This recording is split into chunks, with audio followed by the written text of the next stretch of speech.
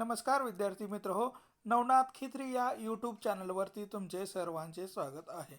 आज आपण ह्या व्हिडिओमध्ये बघणार आहोत मुंबई उच्च न्यायालय भरतीमध्ये शिपाई चालक लिपिक या पदासाठी भरती निघालेली आहे. त्यासाठी सामान्य ज्ञान प्रश्न उत्तरे आपण या संदर्भामध्ये घेतलेले आहेत. मित्र हो, अशाच नवनवीन व्हिडिओसाठी नवनाथ खित्री या यूट्यूब चॅनलला सबस्क्राईब करा, लाईक करा, शेअर करा आणि कमेंट करायला विसरू नका. चला पहा, व्हिडिओला सुरुवात करू. चला बघा, पहा पहिला प्रश्न बघा. आता माहितीचा अधिकार कायदा म्हणजेच RTI ॲक्ट भारतात कोणत्या वर्षी लागू झालेला आहे? तर याचं योग्य उत्तर आहे नंबर 2.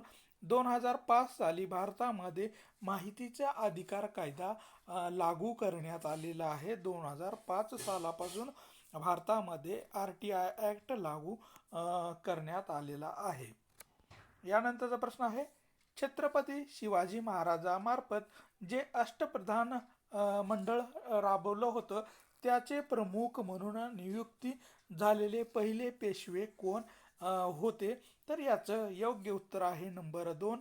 मोरोपंत त्र्यंबक पिंगळे हे अष्टप्रधान प्रमुख म्हणून पहिले नियुक्त झालेले आपल्याला पेशवे असलेले दिसून येतात. मोरोपंत त्र्यंबक पिंगळे हे अष्टप्रधान प्रमुख म्हणून पहिले पेशवे होऊन गेलेले आहेत. यानंतर आहे, भारतातील उच्च न्यायालयाची स्थापना कोणत्या कायद्यान्वये करण्यात आलेली आहे? तर भारतातील उच्च न्यायालयाची स्थापना कोणत्या कायद्यान्वये करण्यात आलेली आहे? तर याचं योग्य उत्तर आहे 1 नंबर, भारतीय उच्च न्यायालय कायदा 1861 या कायद्याअंतर्गत भारतामध्ये उच्च न्यायालयाची स्थापना करण्यात येते. भारतीय उच्च न्यायालय कायदा 1861 अंतर्गत उच्च न्यायालयाची स्थापना भारतामध्ये होताना दिसून येते. यानंतर आहे, आधुनिक आवर्त सारणीतील मूलद्रव्याची रचना मूलतः कशावर आधारित आहे? तर याचं योग्य उत्तर आहे नंबर 2, अनुक्रमांकावर आधारित ही आपल्याला आधुनिक आवर्त सारणी आपल्याला मूलद्रव्याच्या रचनावर आधारित असलेली दिसून येते. अनुक्रमांकाच्या आधारावर ही आवर्त सारणी ची रचना झालेली आहे. यानंतर आहे, फौजदारी खटल्यात सरकारी वकील कोणाची बाजू मांडत असतो? तर याचं योग्य उत्तर आहे 4 नंबर, सरकारची किंवा पीडित पक्षाची म्हणजेच बाजू मांडण्याची जबाबदारी ही सरकारी वकिलाची असते. फौजदारी खटल्यामध्ये सरकारची बाजू किंवा पीडिताची बाजू मांडण्याचा अधिकार हे सरकारी वकिलाला देण्यात आलेला आहे. त्यानंतर आहे, शेकरू हा महाराष्ट्र राज्याचा राज्य प्राणी म्हणून प्रामुख्याने कोणत्या वन्यजीव अभयारण्यामध्ये आढळतो? तर याचं योग्य उत्तर आहे नंबर 2, भीमाशंकर या ठिकाणी असणाऱ्या वन्य अभयारण्यामध्ये शेकरू हा राज्य प्राणी मोठ्या प्रमाणामध्ये आढळताना आपल्याला दिसून येतो. भीमाशंकर अभयारण्यामध्ये हा प्राणी मोठ्या प्रमाणामध्ये आढळून येतो. यानंतर आहे, कथ्थक हे लोकप्रिय लोकनृत्य भारताच्या कोणत्या राज्यामध्ये प्रसिद्ध आहे?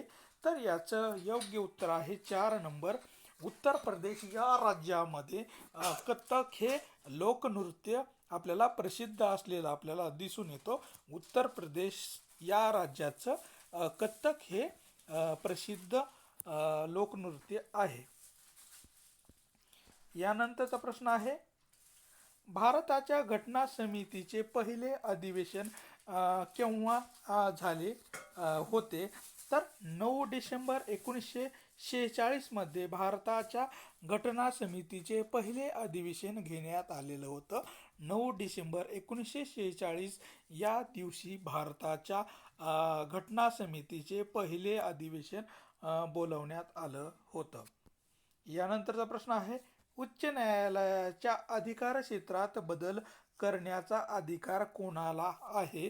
तर याचं योग्य उत्तर आहे 4 नंबर, भारतीय संसद यांना उच्च न्यायालयाच्या अधिकार क्षेत्रामध्ये बदल करण्याचा अधिकार हे भारतीय संसदेला देण्यात आलेला आहे. भारतीय संसद होय.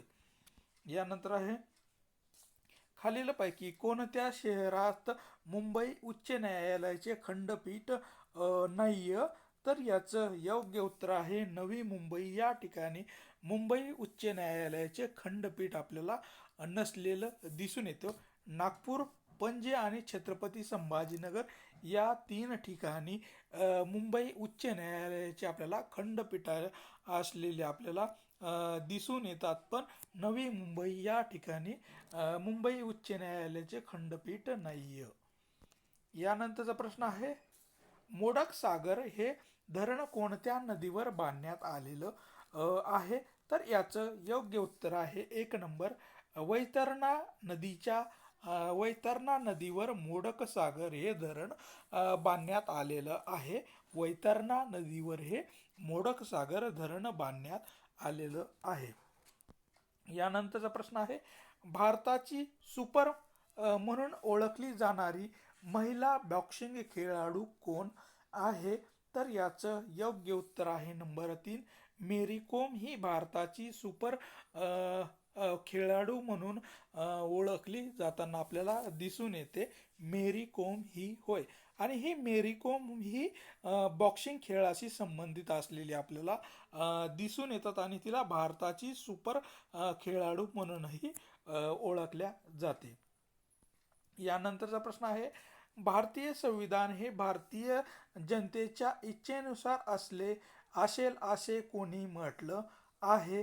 तर याचं योग्य उत्तर आहे नंबर 3 महात्मा गांधी यांनी असं म्हटलं होतं की भारतीय संविधान हे भारतीय जनतेच्या इच्छेनुसार असले पाहिजे, असं महात्मा गांधी यांचं म्हणणं होतं. यानंतरचा प्रश्न आहे स्वर्गीय बाळासाहेब ठाकरे मुंबईत प्रसिद्ध होणाऱ्या कोणत्या मराठी व्यंगचित्र साप्ताहिकाचे संपादक होते? तर याचं योग्य उत्तर आहे 4 नंबर मार्मिक या साप्ताहिकाचे संपादक म्हणून स्वर्गीय बाळासाहेब ठाकरे यांनी काम केलेलं आपल्याला दिसून येतं. व्यंगचित्र या साप्ताहिकामध्ये बाळासाहेब ठाकरे यांनी व्यंगचित्रे काढलेली आपल्याला दिसून येतात मार्मिक या साप्ताहिकामध्ये. हडप्पा ऐतिहासिक ठिकाण कोणत्या नदीच्या तीरावर वसलेले आहे? तर हडप्पा हे ऐतिहासिक ठिकाण कोणत्या नदीच्या तीरावर वसलेलं आहे? तर याचं योग्य उत्तर आहे 4 नंबर रावी या नदीच्या काठावर हडप्पा हे ऐतिहासिक ठिकाण असलेलं आपल्याला दिसून येतं. रावी या नदीच्या काठावर हडप्पा हे शहर वसलेलं होतं. यानंतर आहे न्यायालयाच्या कामात समन्वय म्हणजेच काय? तर समन्स म्हणजे काय? न्यायालयाच्या कामात समन्स म्हणजे काय? तर याचं योग्य उत्तर आहे न्यायालयात हजर राहण्यासाठी लेखी आदेश काढणे म्हणजेच समन्स होय.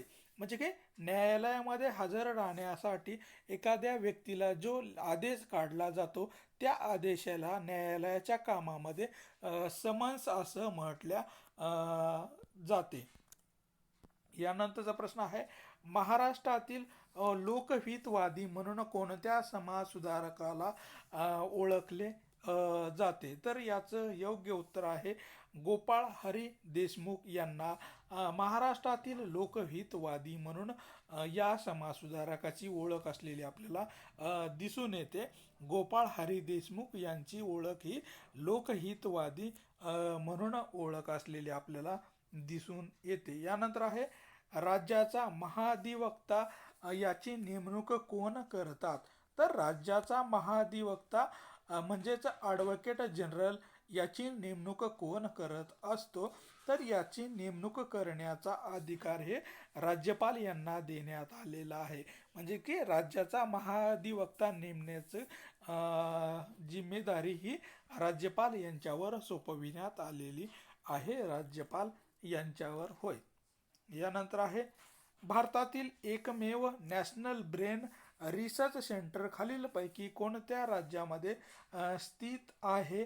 तर याचं योग्य उत्तर आहे 1 नंबर हरियाणा या राज्यामध्ये भारतातील एकमेव नॅशनल ब्रेन रिसर्च सेंटर असलेला आपल्याला दिसून येतो. हरियाणा या राज्यामध्ये हे रिसर्च सेंटर स्थापन करण्यात आलेलं आहे.